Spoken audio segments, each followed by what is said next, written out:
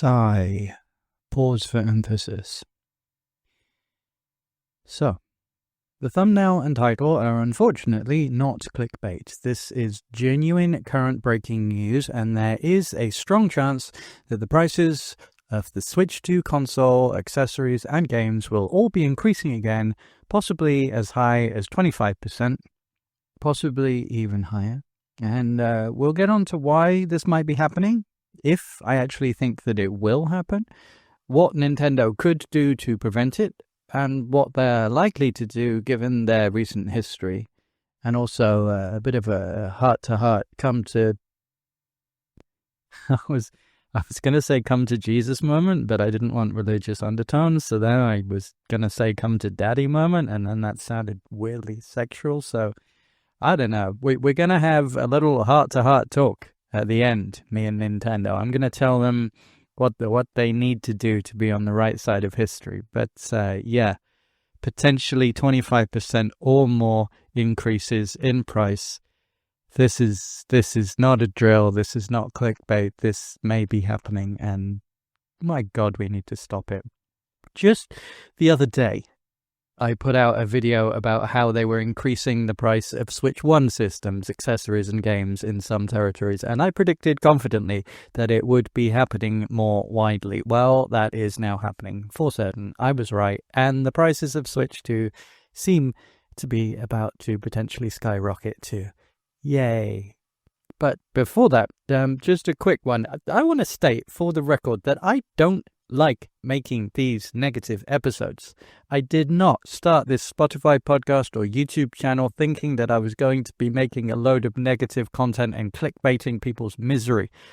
Quite the opposite. I was super excited about the new console and games, and I thought it would be a fun hobby to talk about them and curate a little group of people with similar interests and tastes to me, so that when my own little indie games do eventually drop, they might be excited to play them because they like the same stuff I do. That was basically all I was thinking. I don't want Nintendo to fail or to do badly. Quite the opposite. I need them to do well. In fact, as it happens, after my epic 3-part takedown of the whole keycard and 64GB limit situation and how it's hurting third parties like me, I specifically tried to make a super positive episode to coincide with the 1-month anniversary, in inverted commas, of the console, and therefore of this show. I specifically made sure to only talk about really positive things. Things I love, things I'm looking forward to. I even made a super cute thumbnail based on the Lazy Town cake song, but with Nintendo characters making a cake to celebrate the occasion, with a pink-haired Stephanie Peach. It's super cute, and it makes me smile because it reminds me of when my own kids were little and watched that show, and we used to have fun playing Nintendo games together as a family. You may have noticed that 1-month date came and went, and that episode still isn't out yet. Things are conspiring against me. I'm currently living in the middle of a house renovation project, so I'm on my temporary laptop and a fairly slow internet connection. So full-length episodes basically take a day and a half to render and then upload. So that's why this daily podcast currently averages about one full episode every 1.7 days. I delayed the positive video because Activision decided to release Tony Hawk's 3 and 4 3 days early, so I had to rush the review out so it wasn't too late to capitalize on the people searching for reviews before buying. And while I would have assumed that the review would be a positive one, being I love the Tony Hawk's games and enjoyed the remake of 1 and 2, sadly, due to some extremely shady and cynical practices from Activision Blizzard, it actually ended up being the most scathing review yet from me, and the one that I genuinely felt myself getting angry when I was talking about how much they were choosing to screw the consumer, ruining my goodwill for an otherwise fun game.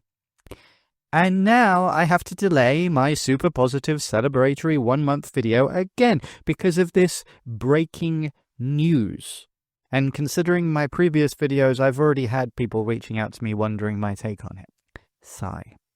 So tomorrow then, I promise, a positive video. followed by a few more positive ones, I hope, in the week-long run-up to the release of Donkey Kong Bonanza, a game I genuinely can't wait for. Tomorrow, it's always a day away. But there are things to be happy and excited for. I'll even try and give a little positive spin on these potential price increases. I genuinely think there is a good chance that they won't happen, despite this being a real situation and perhaps feeling inevitable. I will try and give Nintendo the benefit of the doubt and even give them some grace for if they do decide to increase the prices. But no more stalling to delay the inevitable. Let's just look at what 25% could potentially mean, worst case scenario. And remember, this is an actual strong possibility with credible news stories backing it up, which we will cover later. At present, the console bundle costs $500. With 25% on top, that would be a $125 increase, meaning that the console would cost $625. The top priced games are $80, so another $20 on top of that, meaning that you could expect to pay $100 for many games. The $60 memory cards, I did originally say in a video that you'd be foolish to buy those because there were cheaper memory cards available, but because everybody wants them, now even the generic price memory cards have gone up in price. I noticed that on SanDisk and Samsung's website, they've increased the prices. So $60 for a 256 gig memory card, add another $15 to that, and that makes $75 now. Controller, Pro Controller, $85. You're adding $21.25 to that, so that's $106.25 potentially. A Joy-Con pair, $95. So we're adding $23.75. $23.75. So now the price of a pair of Joy-Cons could be as high as $118.75. That stupid $85 case will go up in price, $21.25. So the total price for a case, not even a quality flight case, just a case, $106.25. And if you want a spare dock so that the kids can play in their bedroom or so that you can play in your games room and your lounge, it's going to cost you an extra $30. So the price increases from $120 to around $150. And that's just assuming that it's 25%. As I said, it could be even higher, and we'll get on to why. But these prices could increase as soon as the 1st of August, so that's about 3 weeks away, time of recording, or Nintendo could even choose to preemptively increase them, like they did last time when there were news stories about tariffs. So the original total for what I would consider to be a fairly generic standard bundle of what a parent buying for a child might buy if they were buying a whole setup. The console with the bundle, one extra game, a memory card, a Pro Controller, another set of Joy-Cons so they can play multiplayer, a carry case so they can take to their grandparents' house, and a dock so that they can dock in their bedroom. That bundle together was already an eye-watering $1,025. Which is crazy. I had kids of my own, they're now grown up, but I bought them so many consoles over the years. But if there had been a console that would have cost me $1,000 or more for a setup, it just would not have happened. But that was the total before this 25% potential increase. Minimum. So that means that the new total, if it goes through, would be a minimum of $1,281.25. That's a $256 increase. I'm annoyed, but I'm slightly smiling to myself because earlier today I had a comment which I replied to when one of my commenters had noticed that the numbers, you get the same kind of numbers that tend to recur.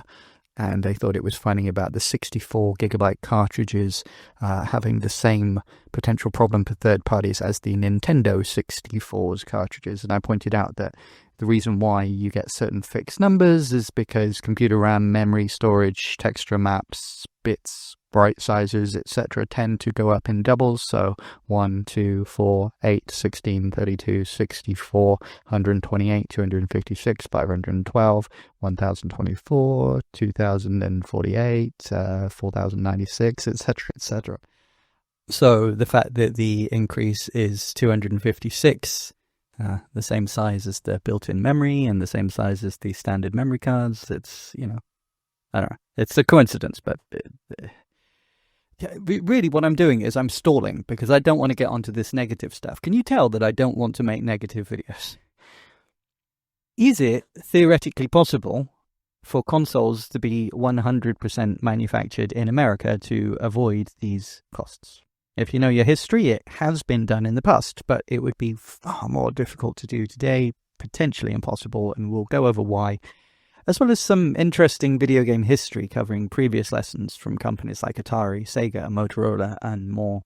I had a commenter yesterday saying, "Oh, your review of Tony Hawk's was really good, but it was a bit long. You could take out like the historical side, and you didn't have to talk about the old games." And I'm like, no, I do. This is me. What makes my episodes unique or interesting is the fact that all this modern stuff can be tied back to older lessons, and there is something from the past or something from gaming history that I think we can learn from, or an interesting anecdote from gaming history's past.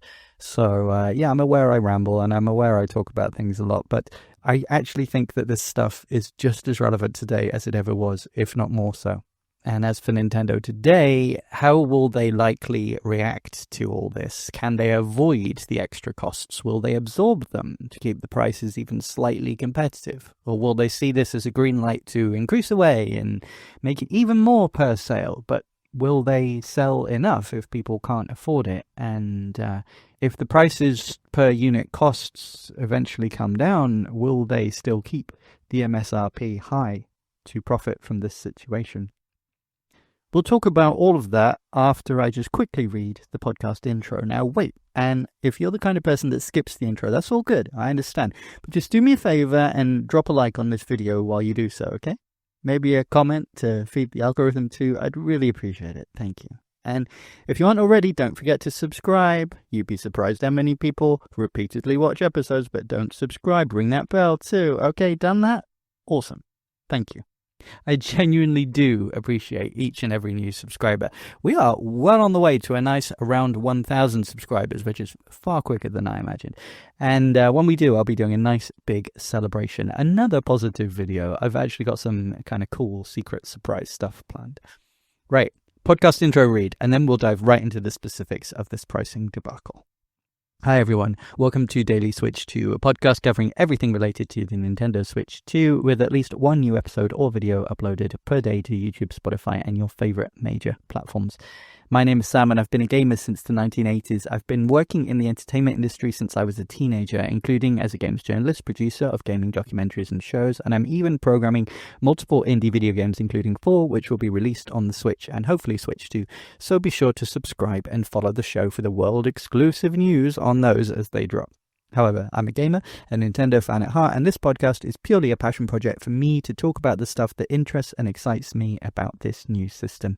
It is not monetized or funded by any entity. It's completely unofficial and unbiased so that I can give my full, frank, honest opinions. So if you want to support me, or just find out the best places to get these free daily episodes, or join our free members area, by the way, where you can talk to me and leave suggestions and take part in monthly free giveaways to win official Nintendo prizes.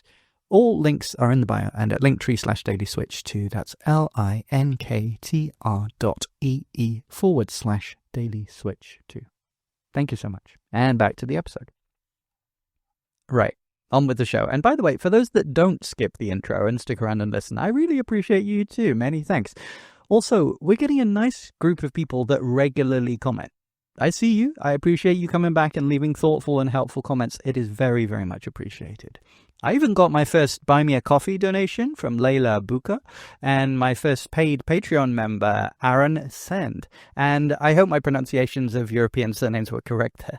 Thank you so much to both of you. I wasn't expected to get any donations this early on, genuinely not, but it's very, very much appreciated. So, where is this news of price increases coming from? Well, I think it was Visegrad24 that broke this news, but other companies corroborated it shortly after, including AP, the Associated Press. Donald Trump announced a 25% tariff starting August the 1st on goods from South Korea and Japan. Now, I mentioned in a previous episode that Barack Obama follows me on Twitter, simply because that's a true fact that I find pretty amusing. But immediately I had someone in my comments asking me not to get political on this show, even though I didn't state any political affiliation or opinion other than finding it funny that he follows me when historically I've only really posted about retro games and movies. But I said in my reply to that commenter exactly what I will say right now, in that I have no intention of making this show a political one or getting into controversies like Gamergate, like the McCarthy lawsuits or Sweet Baby Inc. or whatever other hot-button political causes people on the right or left are trying to game for clicks from gamers. I'm only here to talk about my own opinions on games and gaming hardware, not world circumstances, and everyone is welcome in my audience as long as we all treat each other with respect and there is no hate speech. I don't believe in censorship except in extreme circumstances where certain posts might lead to violence, but I would at least ask that in my comments we try to keep it about how this all affects games rather than bashing one political side or the other. And while so far I've responded to nearly every single comment that's been left on this channel, if it gets too political, I won't be getting drawn into any pro-Trump or anti-Trump rhetoric.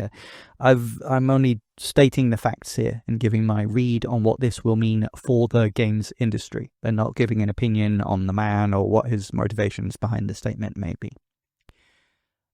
Obviously, if these tariffs actually go into place as announced, this means that any Switch games or hardware being imported from Japan will incur 25% tariffs, plus Samsung memory cards coming from South Korea and SanDisk cards from their Japan locations, although both card manufacturers also produce in countries like China, Malaysia and the Philippines, so they may reroute via one or more of these if that will bypass it. Nintendo themselves also manufacture in China, Vietnam, Cambodia and I think potentially India for some products. But many sources that I'm looking at seem to imply that they at least come through Japan before final shipping and or pay taxes in Japan because it's a Japanese registered company. So many people are saying that this will affect a large percentage or perhaps the majority of Switch 2 hardware and physical software, including those pesky game keycards, which we all hate. It's not just Japan and South Korea that are affected, by the way. There are also a dozen other unspecified, as far as I could see from the AP, countries. And frankly, it's very likely that the other countries affected will be the associated countries in the region. So routing through Philippines, Malaysia, etc. might not even help. Probably won't, in fact. Over the last few months, we've seen Nintendo and Samsung try to preempt issues by moving their manufacturing to other countries several times, and this hasn't really worked out, has it? Because it's like whack-a-mole, and the tariffs, or at least the threats of them, seem to target almost all of the viable countries. It's basically kind of the East Asia, isn't it? East Asian countries. If you own a Switch 2, this concerns you because the price of games may rise higher. If you haven't bought a Switch 2 yet but are considering it, but the prices are making it difficult to pull the trigger, you could react in one of two ways. Either you want to buy quickly before the price increase, or you just give up on the idea of the console altogether because you aren't willing to pay more for games in the future. Either way, it's not good news, and I can't think of any way that it can be read as good news for Nintendo fans. Of course, this isn't a Nintendo tax, in inverted commas. It means the price of almost all electronic devices and memory cards are likely to go up. So for once, this isn't me complaining specifically that Nintendo have chosen to put their prices up. It's just that this is a Nintendo-focused channel, so that's the outcome I'm concerned about specifically while we're talking here. These world circumstances are obviously not Nintendo's fault. The question will be how they choose to respond to them. I also want to be clear that if the prices do go up by 25%, that extra does not go to Nintendo's profits, nor do they have to pay it. That's not how tariffs work. What it means is that American businesses would have to pay 25% on top of whatever they import to sell. So they will have to raise the selling price to cover this, or keep the prices the same and lose the 25% out of the profits they make, which in the case of the Switch hardware and games, which have a low profit margin, actually means that the American retailers would end up selling at a loss, which isn't going to happen. So the prices get higher for American consumers, American businesses make less profits, and Nintendo make no more money and probably lose a significant number of sales. Again, I've been super critical of Nintendo's current pricing model, decisions, and even their previous statements blaming things on world circumstances, which I think are somewhat cynical for reasons we've talked about before. But if the prices go up again for American customers as a direct result of these tariffs on August the 1st, this isn't their fault, and they aren't going to profit. In fact, they will lose out. There's several ways that they might react. We'll get to those in a moment. But first, to be clear, you might hear American retailers and American imports, and if you're in another country, you might think this doesn't affect you, but it could and almost certainly will for reasons we'll get to. Just heading that off at the pass too, for those about to tune out and think that this is just an American problem. I don't believe it is, just as I didn't think the Switch 1 hikes were just a Canadian problem, and I've been proved right on that one. You might hear my descriptions of tariffs and how they work and think that I'm trying to say that they're a bad thing, or dog whistling my political beliefs, even though I said that I wouldn't. Actually, it's far more nuanced than that. I'm fairly central on this particular issue. Overall, I do think it's a really good idea if countries can be as self-sufficient as possible and encourage manufacturing of products in their own country for their own citizens. For things like food production, this can vastly increase the quality due to freshness. It's infinitely better for the environment because it eliminates most of the travel necessary for the supply chain, assuming that everything is done in the same country, not just growing the produce or raising the livestock, but all the preparation, packaging, etc. as well. You'd be surprised how many products say that they're made in a certain country, but actually, in order to save money, they are transported between multiple countries for different processes. Obviously, that's not what I'm talking about. I'm talking about everything being done in one place.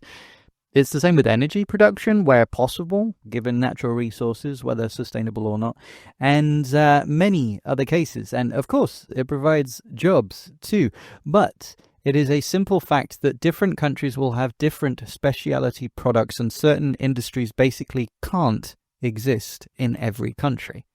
And having a fair and balanced route for countries to both import and export the products that they are best able or suited to manufacture is a really good thing. The stated goal of these tariffs might be to encourage more businesses to manufacture and sell American products and stimulate the economy in the long run. I understand that. And I could even get behind it if they were more specific about which goods are included. But there are certain products that simply are impossible to be manufactured solely in America, even if they spent billions on infrastructure and building factories, because it just doesn't have the natural resources needed or access to the patents required. You literally can't manufacture a Nintendo Switch or Nintendo Switch 2 cartridges without importing vital components and paying huge licensing rights to Eastern companies. So it's not as simple as I think tariffs are good or bad, but what I do 100% believe is that they are bad for the video game industry. Now, to be fair, it's not always been the case that video games hardware and memory needed to be manufactured in Eastern countries. If you want to skip the history lesson, I always put timestamps in the description and the pinned comment, but I actually think this context is very interesting, useful, and potentially helpful for those wondering if it's even possible for electronics hardware, specifically games and consoles, to be entirely manufactured in America, which is presumably the eventual hope for these tariffs when focused on video games. Unless you take the more cynical view that they know it's impossible and they just want an excuse to charge citizens more money, which goes straight to the government. Again, I'm staying politically neutral, so I'm not saying which is more likely, but it is a conversation that could be had. But again, if we have it in the comments, please try and stay apolitical or certainly respect other people's opinions. Let's not forget, though, that video games basically are an American invention. Or at the very, very, very least, they popularized them. In the 1970s and very early 80s, there were many American video games companies producing arcade games and home consoles where 100% or close to it of the manufacturing was done in the States. Companies like Atari, Magnavox, Midway, Bally all operated out of and manufactured in the States, predominantly California, Illinois, Ohio, and slightly later on Texas. Even the CPUs, core chips, and memory were made in America by American companies. MOS technology, MOS technology, which made the MOS 6502 and 6507 variant, the one that was used in the Atari 2600, they were American and manufactured in America, as were Texas Instruments, Fairchild Semiconductor, Intel, Motorola, National Semiconductor, making processors, logic chips, RAM, ROM, memory, even Atari's custom television interface adapters, or TIA chips, were made in the US. The plastics and woods of the consoles and arcade cabinets were sourced in the US. Basically, before the 1983 video game crash of Northern America, they were leading the way. And while, of course, Japanese companies like Taito, Namco, and yes, Nintendo were all making games that were a big success in American arcades at the time, in reality, even those were usually reproduced in America either under license or as a bootleg, as it was so much cheaper than actually importing those huge, heavy machines. There certainly is an alternate timeline where Atari didn't crash and burn. The 1983 video game crash never happened, and Nintendo never took the opportunity to rebadge their Famicom for the US market. Even Sega started off as an American company, the name coming from a combination of the two words in its original company name, Service Games, but I guess that's a little bit misleading. Long before they started manufacturing their home consoles, and even the earliest of their arcade successes with video games like Zaxxon and Hang-On, their main headquarters and manufacturing had moved permanently to Japan. Of course, by the time of the Mega Drive and Genesis, from 1990 onwards or so, Sega of America became pretty important to the company, but they were still mostly beholden unto Sega of Japan, who often made decisions that led to Sega's eventual downfall as a hardware manufacturer, very, very sadly. However, even at the times when you could claim that these games and consoles were being made almost entirely in America, mostly pre-video game crash, I do believe that at least some of the raw materials required for the manufacture of the PCBs were globally sourced, and even as early as the late 1970s, Japan was basically essential for discrete components like capacitors, resistors, and certain types of memory. And in the early 80s, even the most American of companies were outsourcing most of their production to East Asia, not just Japan, but just as today, countries like Singapore, Malaysia, Taiwan, China were major manufacturers of American, in inverted commas, tech products. After the video game crash of 1983, I feel like I've said that a million times, the video game crash of 1983, like as if it's all one word, and especially after the success of the NES from, 1985 onwards, with at one point one household out of every four having a Nintendo attached to their TV. Gaming tech was basically 100% reliant on East Asian manufacturing.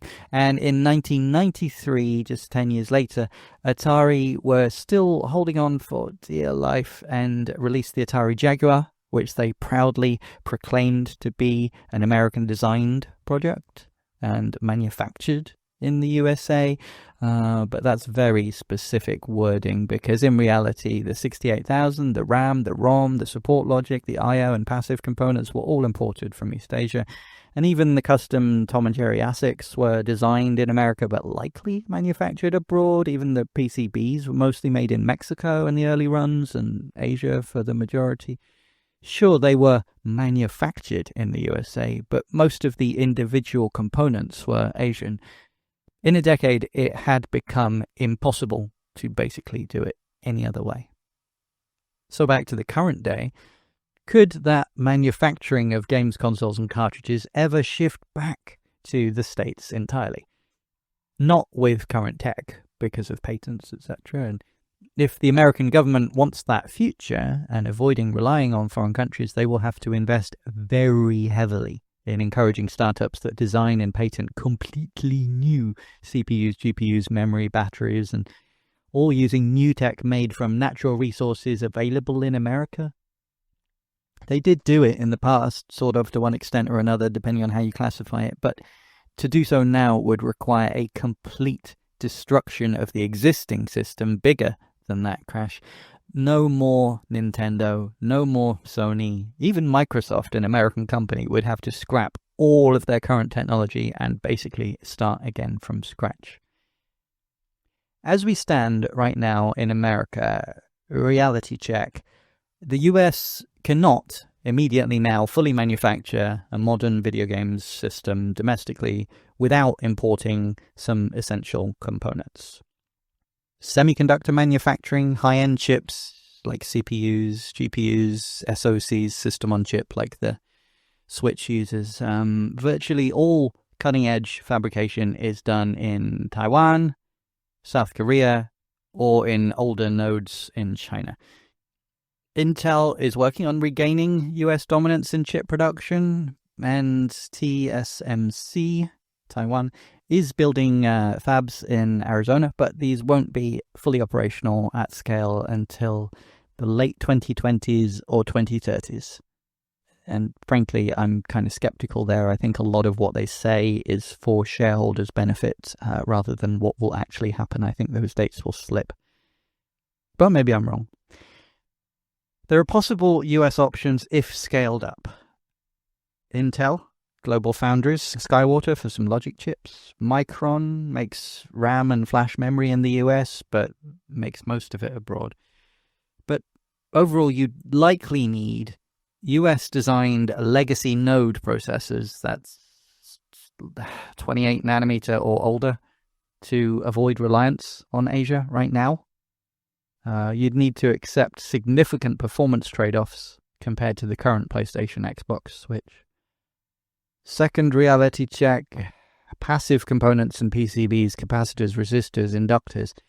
80% are currently made in Taiwan, China, and Japan. PCB fabrication, some American PCB factories exist, but they're tiny compared to the Chinese and Taiwanese plants. So if you want to scale those up, again, major infrastructure investment, and that doesn't happen overnight, so it's not an immediate thing. As far as the plastics, packaging, and kind of miscellaneous stuff, yes, the US can make all of that, including even the screws for the cases and wire harnesses, etc. They can do that domestically, and packaging materials are no issue. That's basically what they can do. But, I mean, let's be fair, that's the least important parts. As far as assembly, the US still has the workforce and facilities for final assembly. For example, Tesla and Apple are moving some assembly to the US in order to appease the government somewhat. But the cost of labor is far higher than in China, Vietnam, Mexico, etc. So what would need to happen to make an all-American console feasible? It's not possible immediately. In the short term, by which I mean maybe 5 to 10 years, a massive investment in USA chip fabrication. So Intel, TSMC Arizona, Samsung Texas. It's already underway, but we're years behind Asia as far as that's concerned. Rebuilding of the passive component supply chain in the US or North America, it's basically non-existent right now. It used to exist. It hasn't since the 70s. We can rebuild it, but again, massive government investment would be required. Incentives from the government for PCB fabrication and assembly onshore to offset the massive cost difference compared to doing it abroad. They'd need to impose tariffs, subsidies or tax breaks to make domestic manufacturing competitive with imports. So that means both increasing the prices of imported stuff, but also giving tax breaks to temporarily at least reduce the prices for manufacturing in the US in order that it can grow to the scale needed to reduce prices. The big one would be there would need to be acceptance by consumers of significantly higher prices. I'd estimate, say, a $600 to $800 console versus the $400 to $500 for foreign-made equivalents. The games themselves would still be developed globally unless companies push to use only US devs. So how much profit can be made just from the hardware, especially considering it's more expensive to make them, the labor is more expensive, and you need to have massive investments in order to even make it possible in the first place. Basically, I don't see it as profitable within that 5 to 10 year window. But I do see it as potentially possible. Potentially. But consumers would have to accept a brand new brand that they'd have to trust out of nowhere, and they'd have to accept the fact that it's basically twice the price of the brands that they already know. And I don't care what political persuasion you're of, I don't think there's that many people who would be that enthused in supporting an American product to that point that they would take a risk on an unknown quantity and pay twice the amount just because of hype. I mean, we saw that with the 3DO, Trip Hawkins trying to start the 3DO in the 90s. It just wasn't going to happen, because the prices were too high. No matter how much hype, everybody had heard of one, everybody wanted one, but just with the price, it just wasn't going to happen. But in the more long term, let's say maybe, well, more than 10 years, let's say maybe 15 to 20 years, you would need to have fully domestic semiconductor supply chains, including raw material mining and refining. Right now, with the semiconductors that exist, I don't think the US has the raw materials, even if mining was allowed. So it would have to be a completely new technology that was invented. You'd need domestic innovation of other kinds in electronics manufacturing, automation, etc. to offset the labor costs. That means it won't create jobs in the long run. It would be the only way to make it affordable would be to be using AI and robotic-driven factories where everything's automated. So it's not going to create jobs regardless of what people might say. There's potential for lower environmental impact if supply chains are localized. As I said, that is one very good thing. But again, it would take 20 odd years before there was any kind of environmental impact. And again, it's only possible if we can get those minerals and stuff locally, and I'm not sure that that's even a thing. An American-made graphics API and DevTools stack would also be needed, since much of the middleware like Unity or Unreal Engine, etc. is international as well. Game Maker, everything, all of the kind of standard engines and things are not just American companies. So in summary, if Trump's tariffs did force a move to an all-American consoles, it would not be possible even in the next 20 years without downgrading to older, less powerful chips right now in the short term, accepting much higher costs, which is not possible for the consumers in this economy, rebuilding America's entire electronics supply chain and infrastructure, which, as I said, would take decades and would need enormous investment from the government. It's not just, oh, we put these tariffs on and then companies will be forced to spend money. No, you're talking generational wealth. It's almost an unthinkable amount of money. But it's possible, I suppose, if the government really wanted it.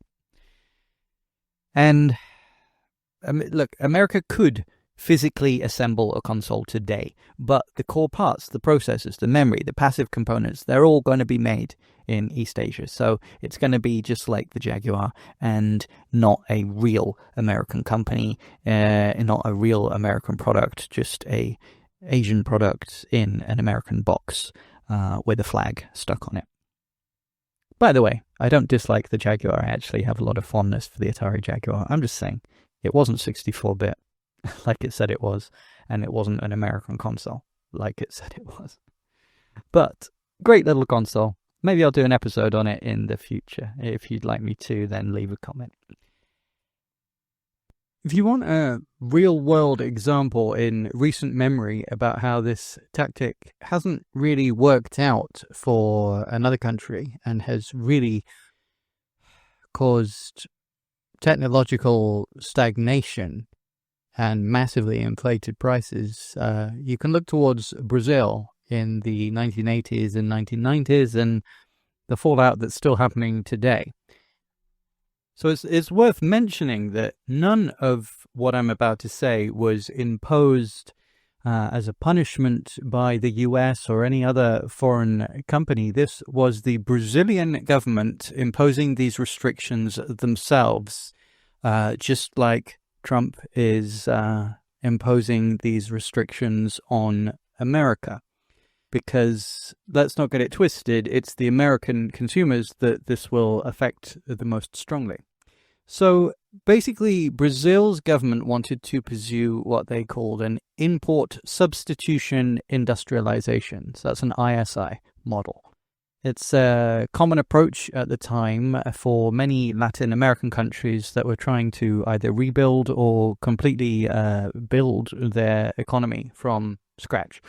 The government sought to protect domestic industries from foreign competition, encourage local manufacturing, reduce dependency on foreign imports, and to kind of foster a national economic self-sufficiency of sorts.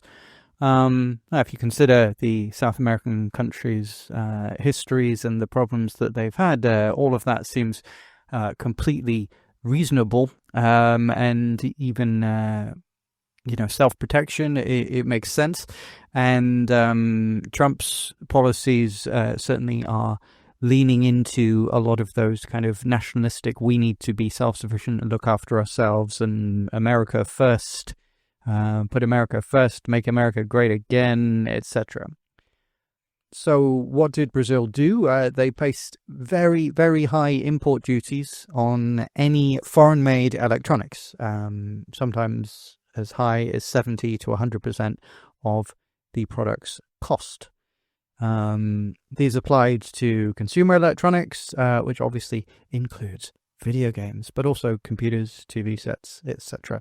And until the 90s, there were actually very strict laws prohibiting, or at least severely limiting, the sale of foreign-made electronics unless they were manufactured locally.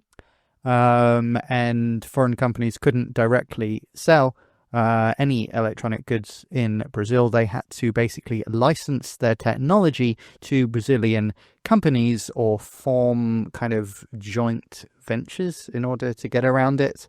And there was also an outright ban on the importation of certain computer hardware and software. Now, of course, for now, that's not what Trump is trying to do. But as I said, if the goal, as far as consoles and electronics go, if the goal is for them to be manufactured 100% in the States, the only real way to do that would be to completely start from scratch, and that's not really likely to happen unless the government has some kind of intervention and actually bans them in the same way that they have banned, for example, Chinese cars and Chinese mobile phones. There are some absolutely excellent electric cars and mobile phones, but they're just not available for purchase in America. And of course, America, if they wanted to, could do exactly the same with Japanese manufactured electronics, South Korean manufactured electronics, if they wanted to, under the guise of, oh, well, we can't trust these foreigners. But actually, the hope would be so that, American people would start buying the new American technology, even if, as I've stated, it's likely to be, at least at the start, it's likely to be less good and much more expensive. So you can see the echoes of what Brazil were doing. You can see the echoes of that in what Trump is at least implying in some of his speeches. Now, how did this actually play out? Well, what it meant was a company in Brazil, Tectoy, managed to cut a really good deal with Sega to manufacture their easier and cheaper to manufacture technology, principally the Sega Master System, or the Mark III as it was known in Japan, and eventually the Mega Drive or Genesis as well.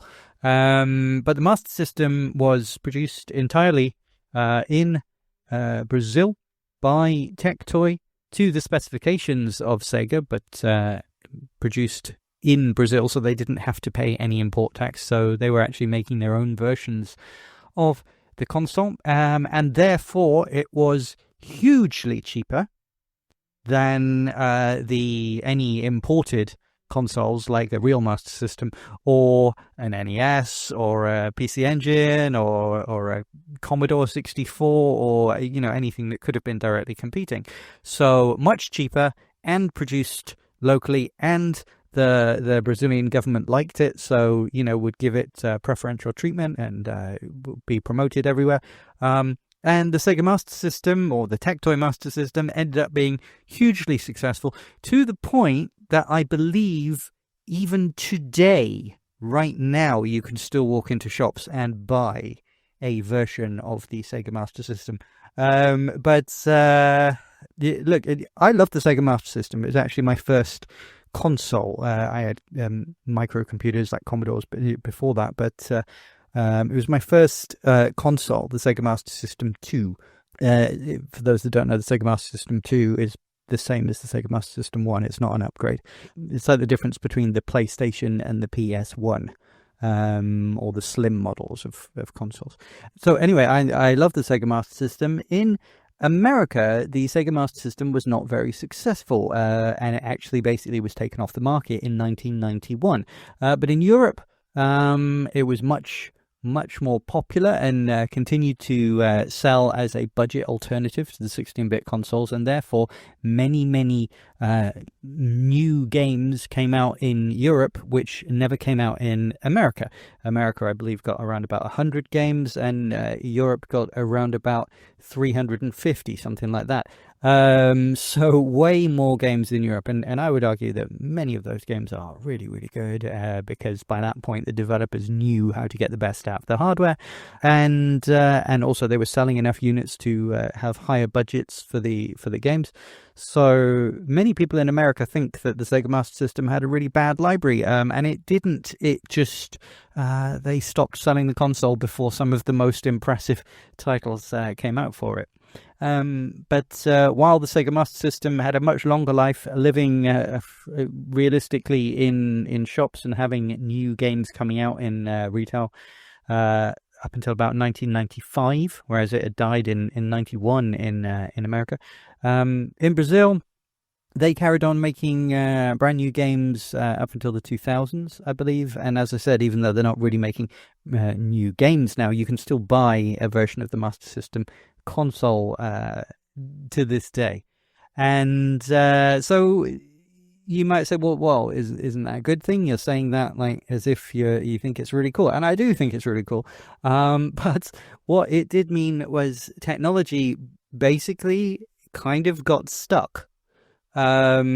Yes, eventually there was Tectoy started making Mega Drives as well, but they were more expensive to manufacture, and the Master System was very popular, and people stuck with the Master System for a lot of the time. But even those who did buy a Mega Drive, it was still very, very popular, and still the Master System was still the primary console, even by the time the rest of the world had moved on to the Sega Saturn, the Sony PlayStation, the N64.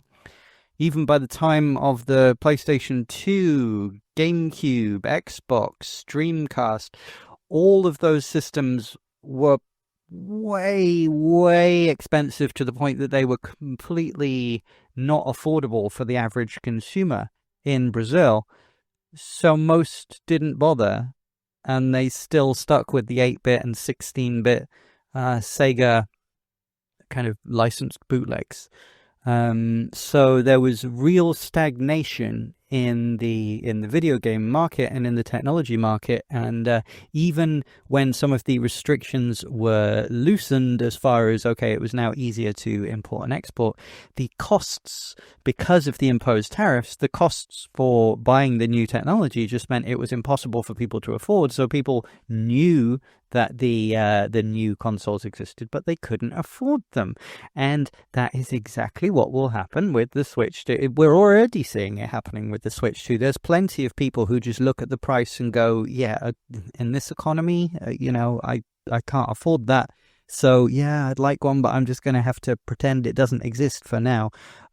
If the prices keep going up, and if Trump does bring in these tariffs and the prices of all electronics do go up, we are going to see a stagnation of the American people going, okay, well, I no longer care about the latest consoles from Sony, from Nintendo. I no longer care about the latest and greatest video games coming out of these, because I can't play them on anything. And it presumably it will affect NVIDIA graphics cards, etc. as well, so even PC gaming will be hurt by it. By the way, I actually had a comment just a couple of days ago under one of my videos from Din Cardoso. I hope I'm pronouncing that right. He says, here in Brazil, the price has been raised 4 times in the last 365 days. It's hard to keep up. He was referring to the price of the Nintendo Switch 1 and Switch 1 games. The price has been raised 4 times in the last year in Brazil. Crazy. And Din, I'm really sorry you're going through that, man. That must be... I can't imagine what it must be like trying to be a gamer when the prices just keep going up and keep going up. But maybe in America and maybe even in Europe and in other countries as well, we're going to have the same problems, unfortunately. And we'll get into why these American price increases are likely to affect the rest of the world as well later. So, long-term possible solutions aside, because, these can't even think about existing, like I say, for realistically like 20 years. If these tariffs do take place, there is no choice but for the price of Switch 2 to significantly raise for American consumers, the console and the games. And probably those in other countries too, for reasons we'll get to, like I say. By the way, these aren't exactly empty threats. Trump has stated that they have been put into effect for August the 1st. He also posted on Truth Social, apparently, with a warning for the countries affected not to increase their own tariffs or import taxes on America in retaliation, or else he will raise the tariffs to add whatever number they choose on top of the 25%, making it potentially even more devastating. It's a genuine possibility for Japan to follow China's initial gut reaction lead from last time and mirror the tariffs at 25%, which would then mean a 50% tariff for Nintendo. That would lead to a $750 Switch 2 bundle, $120 games, $120 games, $90 memory cards, $127.50 Pro controller and cases. Hope you're impressed by my maths. $142.50 for a Joy-Con pair, $180 dock, leading to, well, that's over $1,500, $1,537.50. Yes, I think. Over $1,500 investment to get started with the console for an average family. We only need to look at the sales of, say, the Neo Geo MVS or the 3DO, like I mentioned, to just know that history will not play out well with those kinds of prices. And by the way, Whenever the historical prices of games in the 90s are brought up, people always say, oh, games are much cheaper than they used to be, especially when you factor in inflation. $80 for Mario Kart World isn't that bad. There were plenty of $80 games on the Super Nintendo, and adjusted for inflation, that's $180. And the games are so much smaller and simpler and had smaller development costs. Okay. But that is a false argument for several reasons. Firstly, the games industry at the time of the Super Nintendo was around 15 billion worldwide. Now it is closer to 250 billion. That is more than 15 times larger. I think 16 point something times larger. However, to be fair, when speaking about Nintendo, it would be possible to argue that the combined worldwide sales of the SNES and Super Famicom are around 49 million. And the Switch 1, while selling 150 million units, likely has approximately similar amount of unique users because many bought several consoles for reasons that we've previously covered. More importantly, though, the average and especially minimum wages have stagnated and not kept up with inflation. While the price increases of general essential costs of living, rent or house prices, energy, petrol, gas, food and water, and more have just increased at rates far greater than inflation, especially in recent years and even in recent months. Again, not being political, just stating what's actually happened. The combination of the two means that $80 Super Nintendo games were much more affordable to the average consumer in the 90s than $80 Switch 2 games are today. It does not matter about inflation if the rest of the cost of living and the wages have not kept up. And as I've said before, this is at a time when Nintendo are making record profits. Right now, they are far exceeding anything they ever did in the supposed glory days of the NES and Super Nintendo. So, if these 14 countries, including Japan and South Korea, do retaliate and Trump follows through with retaliating in return, the result, according to many economic evaluators, bear in mind again, I'm not stating any political opinion, I'm just relaying what people are saying and trying to read it, how it will affect us as Nintendo gamers, is that US economic growth could slow to a trickle and will leave the country very, very vulnerable to falling into a full recession, not just like they are now, full recession. And if that happens, then obviously the price of video games might be your least big concern.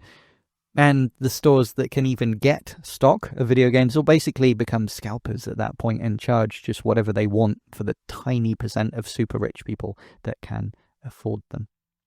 I said in a previous episode that it sadly does look like console gaming and Nintendo collecting especially is becoming a hobby for the rich, and my words could become even more true, and that makes me very sad. Okay, but to be more realistic and a little bit more positive, considering the actions of this administration and foreign governments so far, none of that is what has actually happened, or not to such an extreme extent.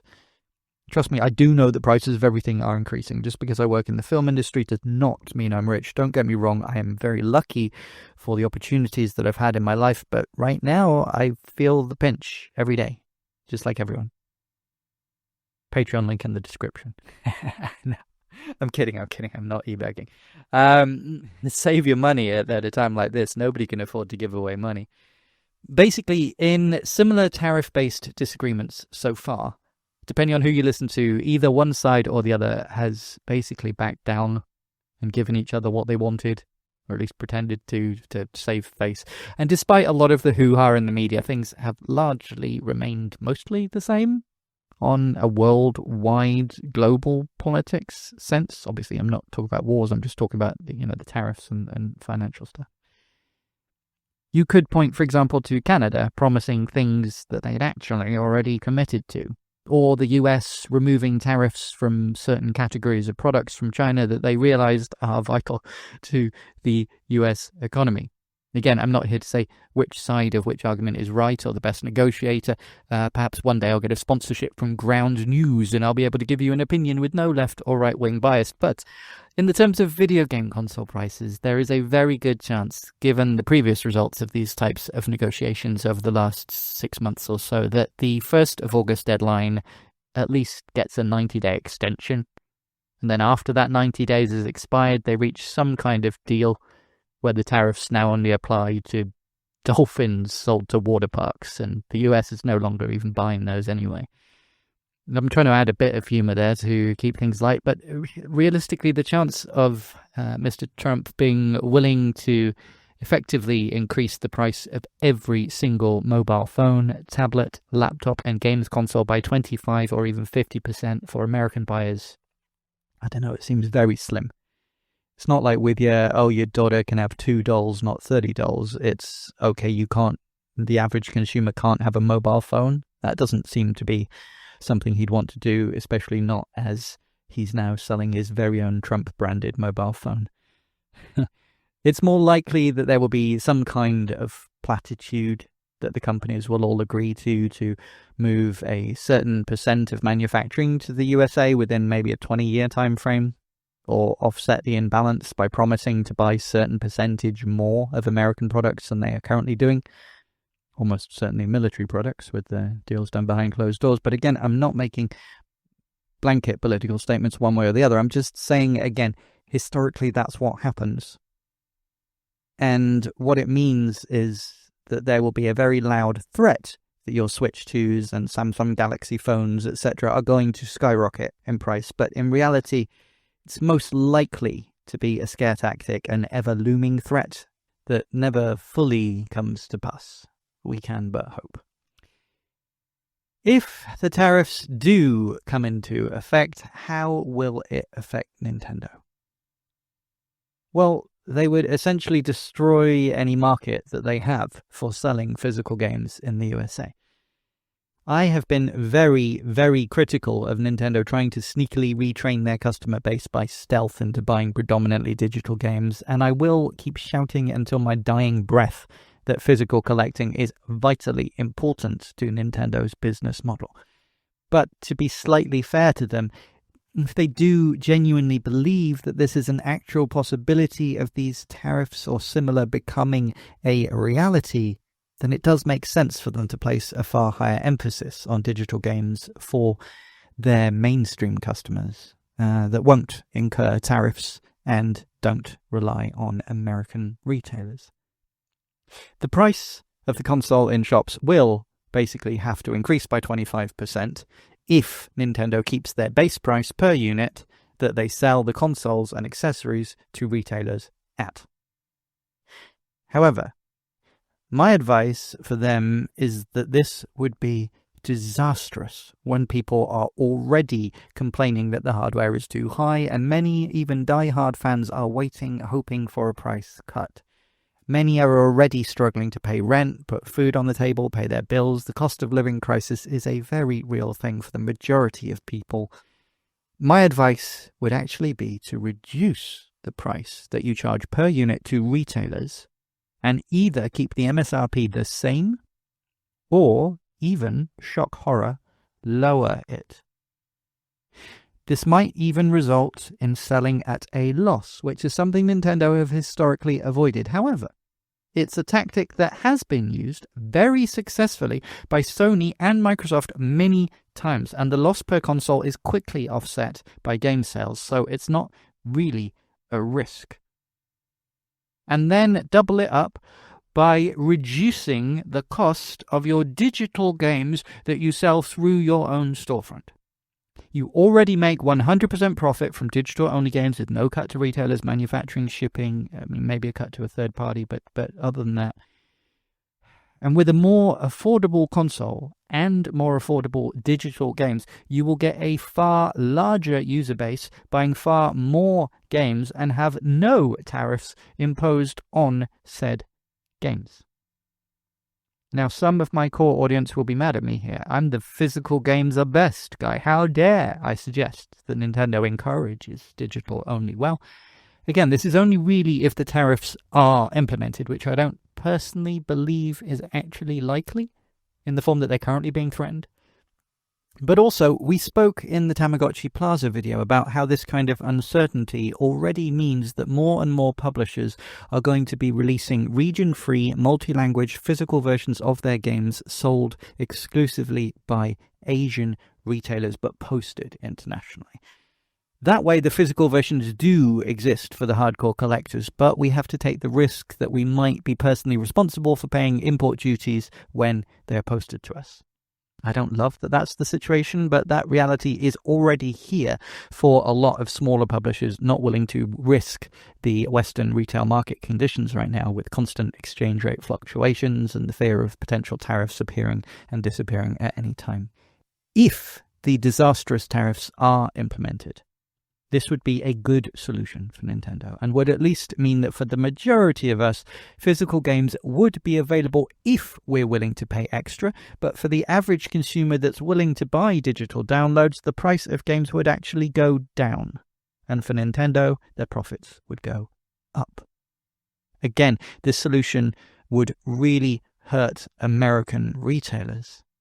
And if all Americans start buying digital only from a Japanese company or importing from Asian retailers rather than buying at Walmart or Amazon or whatever, that hurts American businesses. But that's part of the growing pains with the tariffs if they are indeed implemented. It's the nature of the beast. And again, it's not me suggesting them. And I'm also not claiming that there might not be positive outcomes for like 20 years in the future when new infrastructure comes in. But by God, would there be growing pains. But as I said, I don't actually believe that those tariffs will be implemented. Come back to me in a month's time and we'll see if an agreement has been reached or another 90-day extension granted.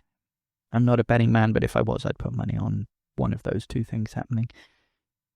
Assuming that the tariffs, therefore, aren't implemented, how does this announcement and all this talk affect Nintendo? Well, this is where I go back to being a bit cynical and giving them the side eye.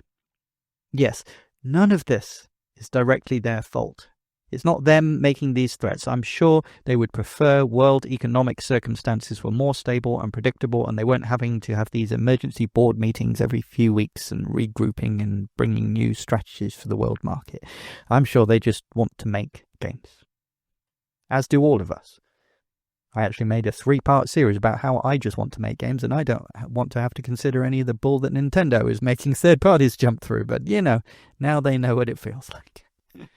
But judging by Nintendo's behavior so far and their weasel wording about world circumstances in public statements, I predict that they will at least consider raising the prices, using these news stories as an excuse to do so with a "we're sorry, we didn't want to do this, it's not our fault" kind of statement.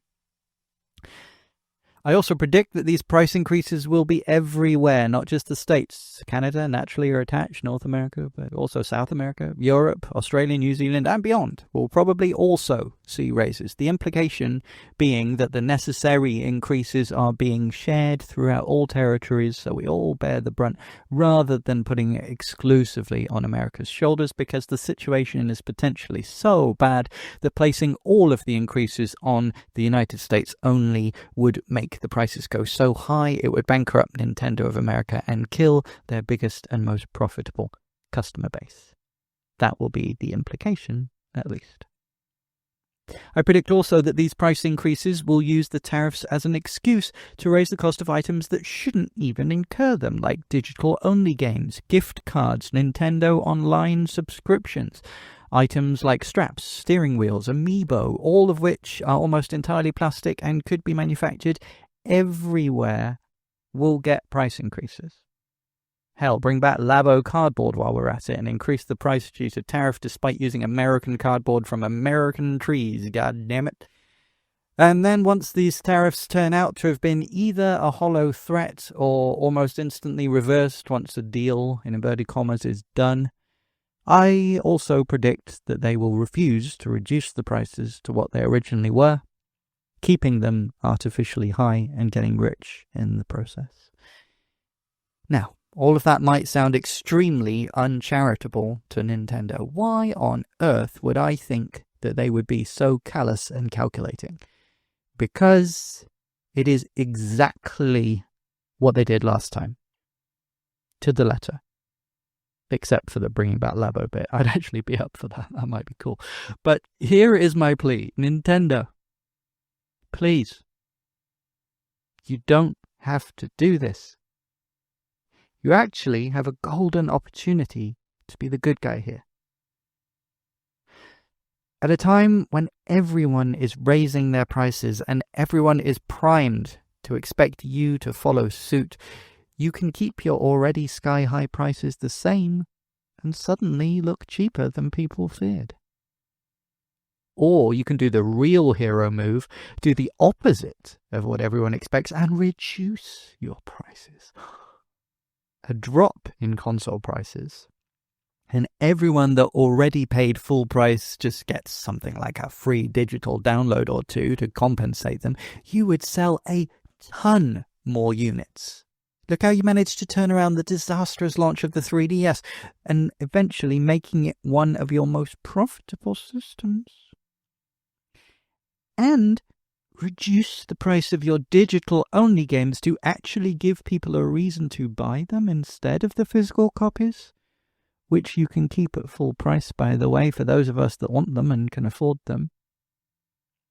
You make so much more profit on digital games that if you sold them at, say, 75% of the current price, but sold twice as many, you could triple or even quadruple your profit margin, especially if you vastly increase your player base and customer goodwill by reducing your console price by maybe $75 to $100 that you will recoup after they buy just 2 or at maximum 3 games, which they're going to do anyway.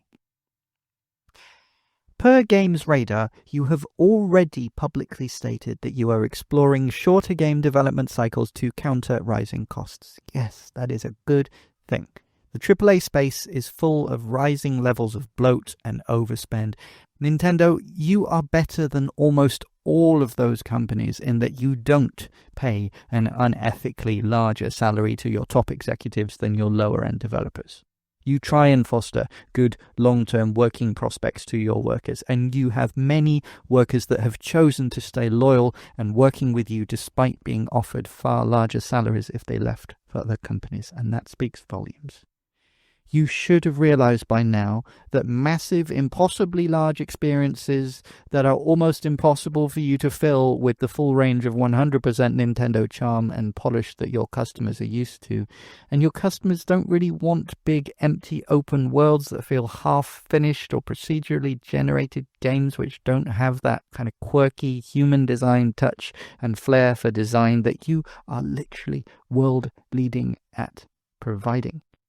You can make smaller but more polished quality experiences and release them more regularly, perhaps for $20 or maybe just $10 cheaper than your current pricing model, and you will still have happier employees, happier customers, sell far more games, far more often, and make far more profits. You also have recently publicly made a statement saying that you are investing in your teams to preserve traditional game-making methods. And you've made a publicly anti-AI statement, admittedly after a slightly rocky initial first attempt, and stayed away from blockchain, NFTs, loot boxes, microtransactions, and for the most part just concentrated on what makes a good game and a fun experience that people of all generations can enjoy and families can play together. Recently, yes, times are good for you. You're making record profits, not just from the Switch and Switch 2, but from your theme parks, your movies, increased sales in merchandise. Now is a time when people around the world are stressed, upset, perhaps even scared. But now is the time that they want the comfort of the friendly faces in your brands. They want you to be there to comfort them, and they will pay you for the privilege. If you don't price them out of the market and end up looking like just another greedy corporation wanting to exploit the poor. At a time when there are terrifying news stories of financial woe every day on the news, you have a choice to go down in the actual history books in one of two ways. Either as a greedy company that took advantage of its customers and milked them for their last pennies at a time when they could barely afford living expenses, or as a hero company that reduced prices and sold quality family entertainment to the masses to give a happy distraction and some rays of sunshine during a very dark transitional period in world history, and gained a whole new generation of truly loyal and grateful fans who grew up remembering that Nintendo made their life better and did the right thing. And you know what? Even if all you care about is money, it's the good guy option that will make you more of it, both in the short term and the long term. You'd be a fool not to. Just as you would be a fool not to like, comment, and subscribe, dear listener. If you got all the way to the end of this long episode, thank you. You are one of the real ones. According to my analytics, only about 6% of viewers listen all the way to the end. So you are part of an elite club. And I'll let you in on a little secret. If you want to be part of an even more elite club, you can join our free members area, chat to me directly, request future videos, and even be entered for free into the monthly giveaways of official Nintendo merchandise. So far, there is only a handful of members, so you would literally have a very high percentage chance of winning something if you would join right now. And again, it's free. And what better price could there be in these economically unstable times, eh, dear listener? Visit linktree/dailyswitch2. That's linktr.ee/dailyswitch2. I genuinely hope to speak to you there. Thanks, guys. À très bientôt, j'espère. Let's keep our fingers crossed that this all blows over and amounts to nothing. Bonne chance à tous. Later.